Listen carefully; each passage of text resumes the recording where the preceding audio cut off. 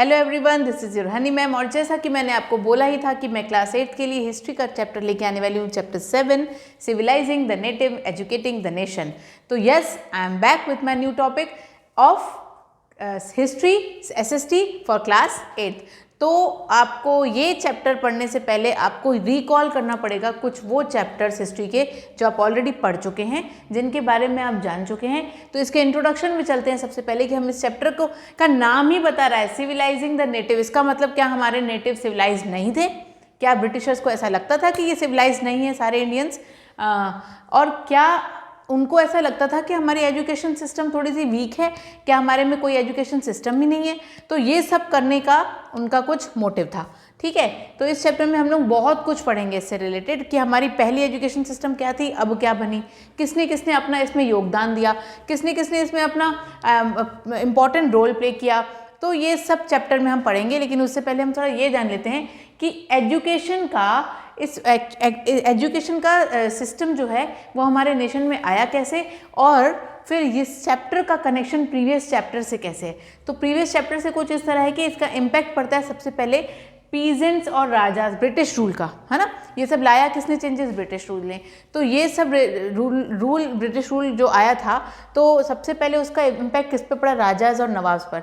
जब उनके पास बहुत सारी ज़मीन जायदाद होते थे तो उनको सब्सिडरी अलायंस लगाया गया था ब्रिटिश रूल के थ्रू। तो उन्होंने क्या किया था कि अगर सब्सिडरी अलायंस में एक भी रुपये अगर कम पड़ जाता है तो होगा ये कि अगर आप एक भी रुपये कम करते हैं तो आप जहाँ पे भी सब्सिडरी अलायंस होगा वो आपका पूरा एरिया उनका हो जाएगा, ब्रिटिश का। तो ऐसा करते करते राजा और नवाब बहुत कुछ होते गए और फाइनली ये हुआ कि उन्होंने अपना सब कुछ हार दिया था उनके सामने। तो ये इम्पैक्ट बहुत नेगेटिव था उनके ऊपर, ठीक है, उस ब्रिटिश रूल का। फिर आया पीजेंट्स और कौन? ट्राइब्स। पीजेंट्स और ट्राइब्स के साथ भी कुछ इसी तरह से हुआ, क्रॉप्स के ऊपर, है ना। अननेसेसरी रेवेन्यू और ये सब लगाए जाते थे, काम उन्हीं का होता था, मतलब फील्ड उन्हीं की है, काम उन्हीं का है, तो भी उनको रेवेन्यू ब्रिटिश को देना पड़ता था। और ऐसा करते करते उनके ऊपर बहुत ज़्यादा अत्याचार वगैरह हुए, इससे भी उनका नेगेटिव इम्पैक्ट पड़ा, है ना। देन आए वर्कर्स और इंडस्ट्रियलिस्ट जो हैं, बड़े बड़े जो बहुत सारे आयरन जो हैं, स्मेल्टर्स, ये सब क्या कि इनके ऊपर भी बहुत ज़्यादा नेगेटिव इम्पैक्ट पड़ा। कब? ब्रिटिश रूल का, ठीक है। फिर क्या हुआ धीरे धीरे? अब नेक्स्ट क्या है, अब इस टॉपिक में पढ़ेंगे impact on home, impact on education. सबसे पहले एजुकेशन सिस्टम पे ब्रिटिश रूल का क्या इम्पैक्ट पड़ा, और फिर उसके बाद स्टूडेंट्स की लाइफ कैसे चेंज हुई, या पहले कैसे थी और अब कैसे बनी। तो ये सब आप इस चैप्टर में पढ़ने वाले हो, ठीक है। फिर उसमें क्या है कि ये टेरिटोरियल एक्सपांशन था, कंट्रोल ओवर रेवेन्यू था, ये सब करते करते फिर कल्चरल डोमिनेशन आया ब्रिटिश रूल का। तो फिर ये हाउ इट इज़ डन, ये हुआ कैसे, क्या क्या उन्होंने किया और कैसे कैसे आजमाए उन्होंने तरीके अपने रूल को बरकरार रखने के लिए, ये इस पूरे चैप्टर में हम पढ़ने वाले हैं, ठीक है। तो ये छोटा सा था इंट्रोडक्शन। इस चैप्टर का इंट्रोडक्शन होना बहुत ज़रूरी है ताकि आप इस टॉपिक से कनेक्ट हो सकें। नेक्स्ट में हम देखते हैं कि एक और चीज़, what we are going to study in this chapter, ठीक है।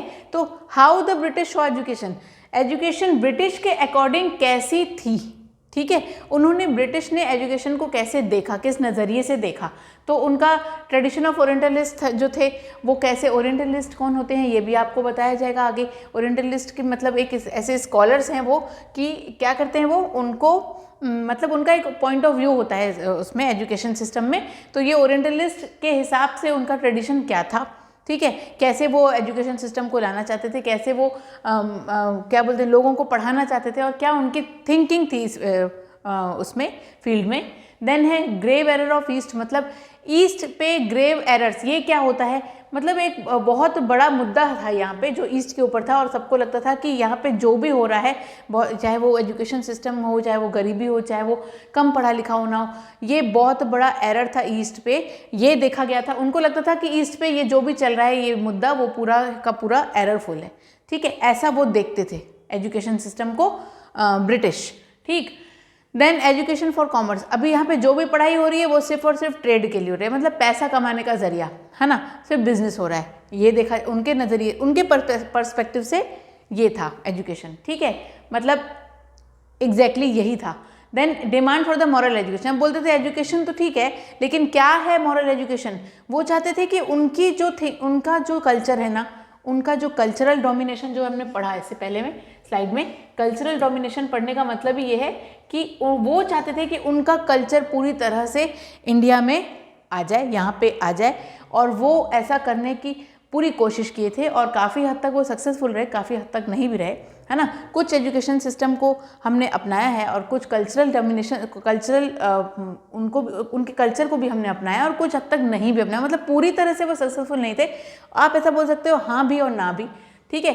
तो ये है इस चैप्टर में कि वो कैसा देखते थे एजुकेशन को। देन इंडियन पर्सपेक्टिव, इंडियंस के हिसाब से उनका पर्सपेक्टिव क्या था। What happens to the local school, वहाँ के लोकल स्कूल्स में क्या हुआ, ठीक है, वहाँ के लोकल स्कूल में क्या हुआ, इसकी पूरी रिपोर्ट विलियम एडम जी ने बनाई अपनी, ठीक है। क्या था, क्या नहीं था, कितना पढ़ाई हो रही है, कैसी पढ़ाई हो रही है, स्कूल मतलब अवेलेबल है कि नहीं, बैग्स अवेलेबल है कि नहीं, टीचर अवेलेबल है कि नहीं, एजुकेशन में क्या बोलते हैं उसको, सिलेबस अवेलेबल है कि नहीं, क्या सभी को सेम शिक्षा तो नहीं दी जा रही है। ये सबके ऊपर विलियम एडम ने रिपोर्ट बनाई थी। उसके बाद न्यू गाइडलाइंस और न्यू रूल्स आए, ठीक है। न्यू गाइडलाइंस न्यू रूल्स कब आते हैं, जब we want to change something, है ना, मतलब जो चलते आ रहा है उसको चेंज को एक्सेप्ट करो, दिस इज द लाइफ, है ना। तो अगर न्यू रूटीन्स और न्यू रूल्स आए हैं, इसका मतलब क्या हम चाहते हैं कि कुछ रूल्स और रूटीन्स चेंज हो, ऐसा इंडियन पर्सपेक्टिव से आया, ठीक है। Agenda for the national education, nation, पूरे नेशन का एजुकेशन कैसा होना चाहिए, ये एजेंडा लेकर के उनको चलना था। तो वो ऐसा हुआ भी कि पूरे के पूरे नेशन में किस रूल को फॉलो किया जाए, किस रूटीन को फॉलो किया जाए, किस एजुकेशन सिस्टम को फॉलो किया जाए कि पूरे का पूरा नेशन उसका क्या ले पाए, बेनिफिट ले पाए। तो ये एक और पॉइंट था। नेक्स्ट था कि इंडियन एजुकेशन हैज़ एनस्लेव्ड अस, मतलब कि इंग्लिश एजुकेशन जो है उन्होंने हमें मतलब आज़ादी नहीं दी, फ्रीडम नहीं दी कुछ सोचने की और कुछ समझने की, कुछ करने की, बल्कि they just treated us as slave. तो इसलिए यहाँ पे बोला गया English education has enslaved us. ये महात्मा गांधी और टैगोर जी के हिसाब से था, ठीक है, उनका ये सोचना था। Then Tagore's abode of peace, abode of peace, Tagore ने क्या किया पीस के लिए, टैगोर जी ने, रविंद्रनाथ टैगोर की बात हो रही है यहाँ पे, उन्होंने क्या किया पीस के लिए, ये सब कुछ है इस पूरे चैप्टर में, ठीक है। आते हैं नेक्स्ट में कि विलियम जॉन्स कौन थे, है ना, ये आप देख रहे हैं, ये विलियम जॉन है जो पर्शियन लैंग्वेज को क्या कर रहे हैं, सीख रहे हैं। विलियम जॉन एक ऐसे पर्सन थे जो कि लिंग्विस्टिक माने जाते थे। लिंग्विस्टिक का मतलब होता है जो तरह तरह की क्या करते हैं, लैंग्वेजेस को सीखना पसंद करते थे, उनको बहुत अच्छा लगता था। तो हर तरह के लोग उनके सामने बैठे रहते थे कोई ना कोई लैंग्वेज को सिखाने के लिए। संस्कृत सीखना है तो कोई पंडित जी बैठे रहेंगे, ठीक है, पर्शियन सीखना है तो कोई और बैठे रहेंगे। तो मतलब ऐसा हर कोई बंदा उनके बीच में सामने बैठा रहता था और वो उन सबसे क्या सीखते थे, क्या सीखते थे, उनकी लैंग्वेज सीखते थे। तो विलियम जॉन्स हैं कौन, William Jones was an Anglo Welsh philologist, ठीक है, मतलब कि स्कॉलर ऑफ एंशिएंट इंडिया, मतलब कि एंशिएंट इंडिया के स्कॉलर्स थे वो कौन, सर विलियम जॉन्स ने। उन्होंने एक्चुअली किया क्या था, वो 1983 में विलियम जॉन इंडिया आए, ठीक है, विलियम जॉन्स इंडिया आए एज अ जूनियर जज, वो जूनियर जज थे, and to work in the Supreme Court, कहाँ वर्क करने के लिए, सुप्रीम कोर्ट में काम करने के लिए वो 1783 में आए थे और उन्होंने सेटअप किया ईस्ट इंडिया कंपनी, ठीक है, सबसे पहला। दूसरा वो लॉयर बने एंड वॉज अ लिंग्विस्टिक, ठीक, वो additionally in addition to being a lawyer Jones, ठीक है, एंड वॉज द लिंग्विस्ट, मतलब उनको लॉयर भी बने, वो जूनियर जज तो थे ही वो, ठीक है, और वो लिंग्विस्ट थे, मैंने आपको पहले बता दिया था। बहुत सारी लैंग्वेजेस वो जानते थे जैसे Greek, Latin, French, English, Arabic, Persian and such, ठीक, ये सारी वो जानते थे क्या, लैंग्वेज। फिर वो बहुत ही डीप पैशन था उनको बहुत सारी लैंग्वेजेस को लर्न करने का, तो वो बहुत सारे घंटे इस पर स्पेंड करते थे, ठीक है। और ऐसा समझ लीजिए आप कि वो मतलब हु टॉट, मतलब with predicts who taught him, मतलब वो उनके साथ बहुत ज़्यादा बैठते थे जो उनको संस्कृत सिखाते थे, संस्कृत लैंग्वेज, ग्रामर, पोइट्री, ये सब उनके साथ वो बहुत ज़्यादा टाइम स्पेंड करते थे, उनके साथ बैठ के ये सब सीखते थे। वो उन्होंने स्टडी स्टार्ट की अपनी ancient India books of law, जिसमें फिलॉसफी जो थे, फिलॉसफी पढ़ा उन्होंने, रिलीजन पढ़ा, रिलीजन के बारे में पढ़ा, पॉलिटिक्स के बारे में पढ़ा, मॉरलिटी के बारे में पढ़ा, अर्थमेटिक के बारे में पढ़ा, मेडिसिन के बारे में पढ़ा और बहुत सारी साइंस के बारे में पढ़ा। ठीक है, डिफरेंट फील्ड ऑफ साइंस के बारे में भी उन्होंने पढ़ा। उन्होंने डिस्कवर किया था अपनी इस इंटरेस्ट को, जिसको शेयर किया था British official that was living in Kolkata at that time. ठीक है, ये उनके साथ शेयर हुआ था। इंग्लिशमैन जैसे कि हेनरी थॉमस कोलब्रुक और नथानियल हेलहेड, जो कि उनके साथ ही बिजी थे यही डिस्कवर करने में एंशिएंट इंडियन हेरिटेज को। एंशिएंट इंडियन हेरिटेज को उन सब ने मिलके क्या किया था, डिस्कवर किया था। और उन्होंने मास्टर्स किया था इंडियन लैंग्वेजेस में, और उनको ट्रांसलेट करते थे and then translating that particular language into the Sanskrit and Persian that works into English. मतलब कि आप समझ रहे हो, बहुत सारे ट्रांसलेटर्स थे उनके पास जो इन लैंग्वेजेस को ट्रांसलेट कर करके उनको समझाते थे और उनको पढ़ाते थे और उनको सिखाते थे। तो ये सब कामों में उनके दो और बंदे थे जो उनके साथ थे। एक तो हैं हेनरी थॉमस कोलब्रुक और दूसरे हैं नथानियल हेलहेड। ठीक, तो ये थे हमारे विलियम जोन्स जो कि फिलोलॉजिस्ट थे। ठीक है, तो आई होप कि ये उनकी जानकारी आपको बहुत अच्छी लगी होगी। थोड़ी थोड़ी जानकारी लेते लेते आप आगे बढ़ेंगे तो आपके क्वेश्चन के आंसर सॉल्व होने में बहुत ईजी होगा। ठीक, नेक्स्ट है मद्रासा। एक ऐसा अरेबिक वर्ड है for a place of learning, जहाँ पे कुछ सीखा जाता है। ठीक है, and the type of any type of school और college you can say that is called madrasa. ठीक है, अब ये मद्रासा जो सेटअप जो हुआ था वो कलकत्ता में था, कलकत्ता था वहाँ, तब उसको कलकत्ता बोला जाता था। 1789 में वो था वहाँ पे, was up in Calcutta in 1781। Hindu college was establish in Banaras in, Hindu college जो स्टैब्लिश हुआ था फर्स्ट टाइम वहाँ पे वो था बनारस में, एंड दैट वाज इन 1791। तो Indian learning India, to promote the Indian learning in India, Indian learning in India मतलब इंडिया में इंडियंस को लर्न करने के लिए, प्रमोट करने के लिए क्या क्या किया गया। ब्रिटिश ने सोचा कि कोई ऐसी प्लेस होनी चाहिए जो उनकी नेटिव इंडियन प्लेस होनी चाहिए, जो जिसमें उनको टीच किया जाए और उनकी लैंग्वेज जिससे वो फेमिलियर हो सके बहुत ज़्यादा। ठीक है, देन 1781 में मद्रासा या कॉलेज बोल सको, उसने वहाँ पे सेटअप किया कलकत्ता में, जिसमें प्रमोट किया गया था किस किस की कौन कौन सी लैंग्वेज स्टडी करने के लिए, Arabic, Persian and Islamic law. इस कॉलेज में ये तीनों को क्या करने के लिए, स्टडी करने के लिए प्रमोट किया गया था। ठीक है, देन 1791 में Hindu college that was establish in Banaras, जो कि मैंने आपको पहले ही बोला, that was establish to encourage the Indian study of ancient Sanskrit text, मतलब जो संस्कृत की टेक्स्ट पहले लिखी गई थी उसको स्टडी करना आना चाहिए, उसके बारे में समझ में आना चाहिए आपको, उसको इन्होंने क्या किया, एंकरेज किया, प्रमोट किया। That would be useful for the administration of the country, मतलब ऐसी लैंग्वेज थी वो, उसमें ऐसा टेक्स्ट था उसमें संस्कृत में लिखा गया जो कि आपको क्या हेल्पफुल कर, which was helpful for the administration of the country. तो वी ऑल शुड नो, इसलिए वहाँ पे इस नॉलेज को दिया जाता था और इसको एंकरेज किया जाता था, स्टूडेंट्स को प्रमोट किया जाता था इस स्टडी को करने के लिए। ठीक है, तो that happened there for the Indian natives. ठीक, ये था वहाँ का पूरा सिस्टम। अब ये क्या है, ट्रेडिशन ऑफ ओरिएंटलिज्म क्या होता है, ब्रिटिश कैसे एजुकेशन को देखता है, ये ओरिएंटलिज्म में बिल्कुल है, और इसमें इवोल्यूशन वो लाना चाहते थे। इवोल्यूशन के साथ साथ उन्होंने क्या किया था, रिएक्शन देखना चाहते थे कि इंडियन सोसाइटी में इसका रिएक्शन क्या होगा। तो इवोल्यूशन, रिवॉल्यूशन जो आप बोल सकें, आप रिवॉल्यूशन बोलिए ज़्यादा बेटर है, कि वो ऐसा डिफरेंस देखना चाहते थे इंडिया में कि ये सब होने के बाद क्या बदलाव आते हैं इनकी एजुकेशन सिस्टम में, इनके नज़रिए में। ठीक है, तो ये चाहते थे वो। विलियम जोन्स बता दिया मैंने आपको, जूनियर जज थे।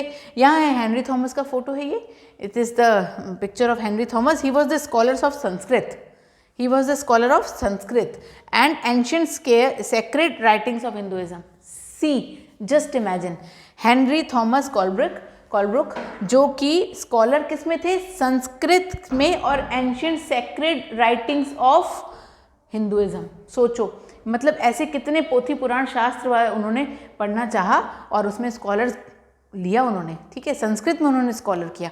Just imagine, he was a scholar of Sanskrit. Henry Thomas Colebrook, scholar of Sanskrit, and John Henry Thomas Jones and Henry Thomas Colebrook and Nathaniel Hellhead, उन्होंने सेटअप किया था एक एशियाटिक सोसाइटी जो कि बंगाल की थी, एंड स्टार्टेड अ जर्नल, उन्होंने journal start किया that was called as Asiatic researches को उन्होंने क्या करना स्टार्ट किया, they started a journal on that. ठीक है, तो ये है एशियाटिक रिसर्चेस का वो पर्टिकुलर प्लेस जहाँ पे उन्होंने ये सब किया था।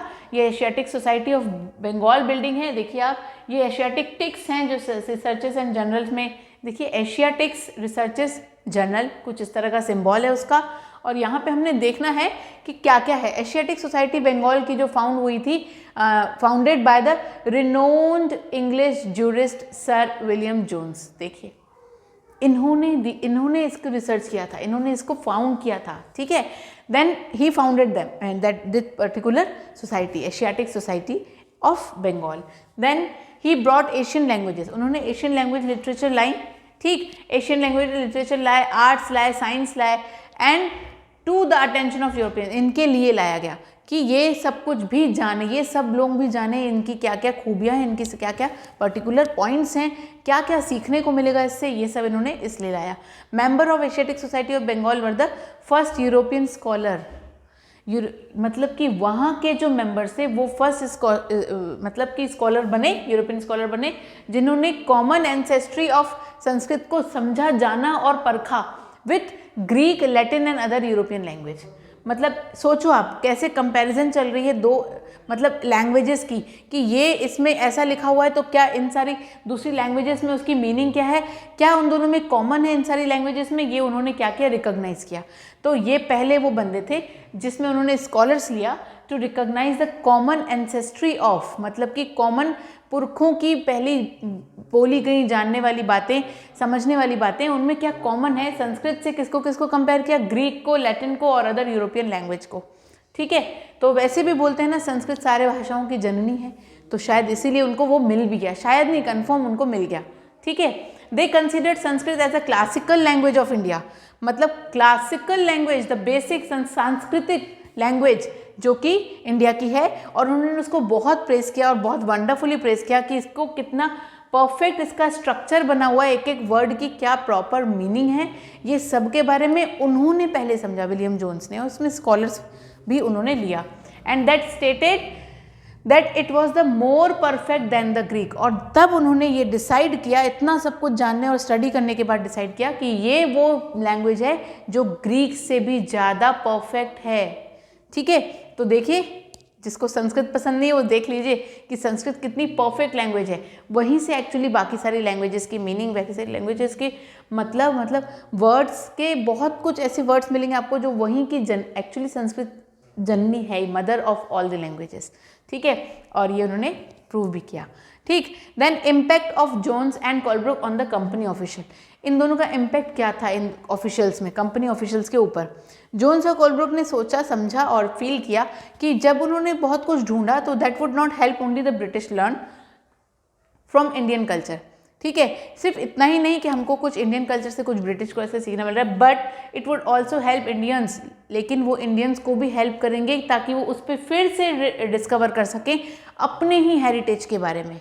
ठीक है, अपने ही हेरिटेज के बारे में, अपनी ये पूरी हमारी जो समृद्धि है, जो हमारा पूरा कल्चर है, उसके बारे में फिर से रीडिस्कवर किया जा सके, फिर से डिस्कवर किया जा सकते, अपनी हेरिटेज के बारे में जान सकें और अंडरस्टैंड कर सकें कि जितनी पास्ट में हमने ग्लोरीज खोई हैं, जैसे कि बोलते थे भारत सोने की चिड़िया थी, तभी तो ब्रिटिश आए ना हमारे ऊपर रूल करने, अगर यहाँ पे कुछ होता नहीं तो वो क्यों आते, हमारे पास पैसा दौलत सब मतलब एवरीथिंग वाज देयर, समृद्धि सुख समृद्धि संपदा सब कुछ था, जिसको ही लूटने कौन आए, ब्रिटिश आए। तो ये वो चाहते थे कि अपनी खोई हुई ग्लोरी को वापस ले आ पाएँ। ठीक है, ये वो चाहते थे, तो वो किया उन्होंने। Their findings will also establish, उनकी फाइंडिंग्स ने क्या क्या एस्टेब्लिश किया, the British as guardians of the Indian culture, British as a guardians of the Indian culture and gain total control. सोचो, ब्रिटिश अगर इंडियन कल्चर के गार्डियन हो गए तो उनका टोटल कंट्रोल तो होना ही है ना, ये तो फैक्ट है ना। आपको किसी के ऊपर कब्जा करना है ना, तो आप पहले उसको क्या करोगे, आपको किसी के ऊपर अपना दबदबा बिठाना है तो पहले आप उसके गार्डियन बनोगे, तब कंट्रोल कर पाओगे। तो कुछ यही देखा उन्होंने कि ये सब फाइंडिंग्स में उन्होंने ये समझा कि अरे ये हो रहा है कि ब्रिटिश का गार्डन होना इंडियन कल्चर के ऊपर ज़रूरी है, मतलब उन्होंने देखा ऐसा, will also establish that and then gain total control. ठीक, आफ्टर दैट बहुत सारे ऑफिशियल्स थे जो English India East India company के थे, जो कि इन्फ्लुएंस हुए थे उनकी फाइंडिंग से, किसकी फाइंडिंग से, जोन्स और कोलब्रुक की, and wanted to promote Indians को प्रमोट करना चाहते थे rather than western learning. Just imagine, इतना करने के बाद भी वो इंडियन लर्निंग को क्या करना चाहते थे, promote rather than western learning. मतलब Indian culture, Indian learning, India के सीख, इंडिया का ये, इन सबको प्रमोट करना चाहते थे रैदर प्रमोटिंग वेस्टर्न लर्निंग्स। ठीक, then they felt that institute should be set up to encourage, वो सोचते थे कि इंस्टीट्यूट जो होता है वो एंकरेज करने के लिए सेटअप किया जाए। क्या एंकरेज करने के लिए, एंशिएंट इंडियन टेक्स्ट को क्या करो आप, उसके बारे में स्टडी करो, उसके ऊपर रिसर्च करो, उसको समझो, ये चाहते थे वो। और उसके बाद वो ये भी चाहते थे कि वो संस्कृत भी पढ़ाया जाए, ठीक, पर्शियन भी पढ़ाया जाए, पर्शियन लिटरेचर पढ़ाया जाए और पोइट्रीज पढ़ाई जाए, वो ये सबको एंकरेज करना चाहते थे। तो ये था impact of John and Colebrooke on the company officials पे उनका ये इम्पैक्ट पड़ा। ठीक, तो ये था इस टॉपिक में डिस्कशन। नेक्स्ट है आपका, ये देख के आपको क्या याद आ रहा है, ये देख के आपको कुछ याद आ रहा है कि यहाँ एक बंदा है, ठीक, ये एक बंदे हैं, ये क्या किए हैं, ये बीच में है, ठीक, और यहाँ पे हैं कौन, मुंशी, और ये है पंडित। इससे आपको कुछ तो समझ में आ रहा होगा। ये क्या है, देखिए, ये है, पहले तो मैं ओरिएंटलिस्ट की बात बता दूं कि those with the scholarly knowledge of, scholarly मतलब perfect knowledge of the language and culture of Asia. Orientalist के बारे में जो हमने पढ़ा वो ये हैं। मुंशी एक ऐसे बंदे जो रीड करते हैं, राइट करते हैं और टीच करते हैं पर्शियन। ठीक, देन वर्नेकुलर क्या होता है, एक ऐसा टर्म जनरली जो यूज़ किया जाता है लोकल लैंग्वेज को या डायलेक्ट लैंग्वेज को, जो डिस्टिंक्ट होते हैं from what is seen in the standard language. Standard language से थोड़े डिफरेंट होते हैं दिखने में, ठीक है, मतलब पढ़ने में, समझने में।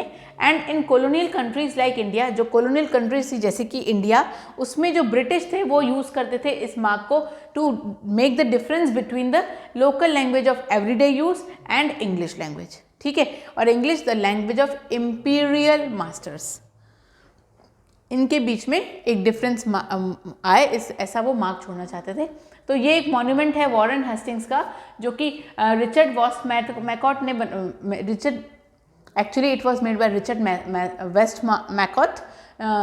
वेस्ट मैकॉट, जिसने 1830 में ये बनाया था। And that is now in Victoria में है, विक्टोरिया मेमोरियल है कोलकाता में, ये वहाँ पे आपको देखा जाएगा। इसमें इस इमेज में क्या है, एक कैसे ओरिएंटलिस्ट जो हैं वो देखते थे कि क्या है, they thought of the British power, वो ऐसा सोच रहे हैं ब्रिटिश पावर के बारे में कि कैसे वो इंडिया पे अपना दबदबा किए होंगे। ठीक है, that again you will notice that कि जो मैजेस्टिक फिगर है इसमें, जो कि हेस्टिंग का है, and that was enthusiastic supporter of the orientalistic, मतलब खतरनाक सपोर्टर थे ओरिएंटलिस्ट के।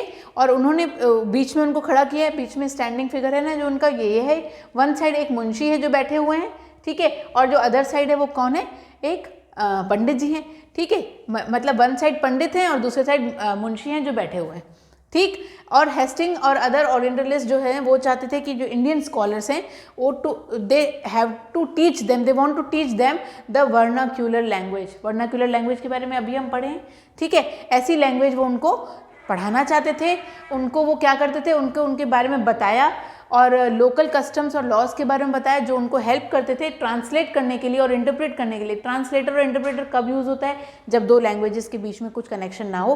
तो आपको और मेरे सामने अगर कोई पर्शियन आ गया तो मैं चाहूँगी कि मैं उसकी सारी भाषा समझूँ, तो मुझे क्या वो इंटरप्रेट हो पूरी उसकी लैंग्वेज, और ट्रांसलेट करने वाला कोई ट्रांसलेटर बीच में बैठा हो। तो ऐसा मैं भी चाहूँगी। And then help them translate and interpret ancient text. ऐसे बंदों को बिठाते थे ताकि इंडियन एंशिएंट टेक्स्ट को ट्रांसलेट भी कर सके और इंटरप्रेट भी कर सके कि what actually it is been given in that particular text.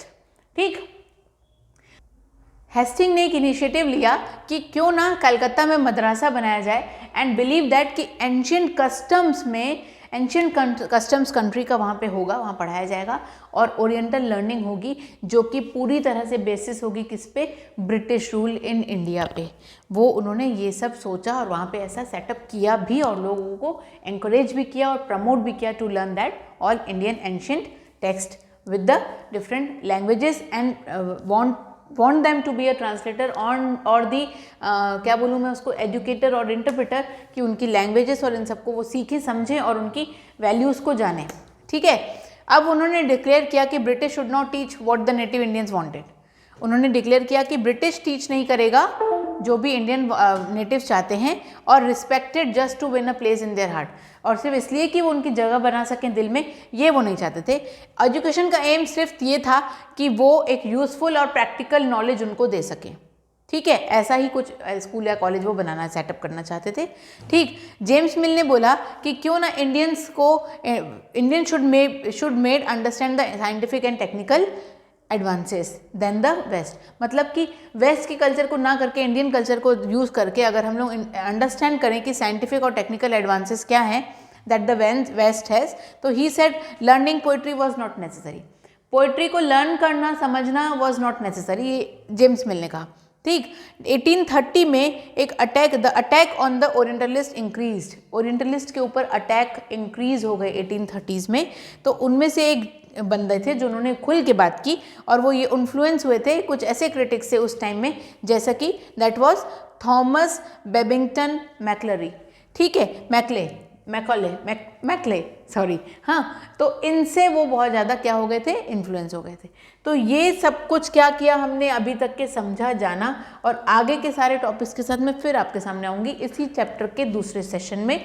हम इस चैप्टर को कुछ पार्ट्स में बनाएंगे क्योंकि ऑलरेडी ये हिस्ट्री है, तो थोड़ा थोड़ा पढ़ेंगे, बहुत अच्छा पढ़ेंगे, फ्रूटफुल पढ़ेंगे। मैंने क्या कहा, नॉलेज ऐसी होनी चाहिए जो क्या हो, यूजफुल और फ्रूटफुल। यहाँ पे प्रैक्टिकल नहीं हो सकता, it's a history, so useful and fruitful. So with this I am pausing my video, I am going to pause my video and hopefully कि आप सब मेरे साथ बने रहेंगे, पूरे पार्ट्स को देखेंगे, इस चैप्टर को पूरी अच्छी तरह से समझेंगे। तब तक के लिए have a nice day, be happy और पढ़ते रहिए।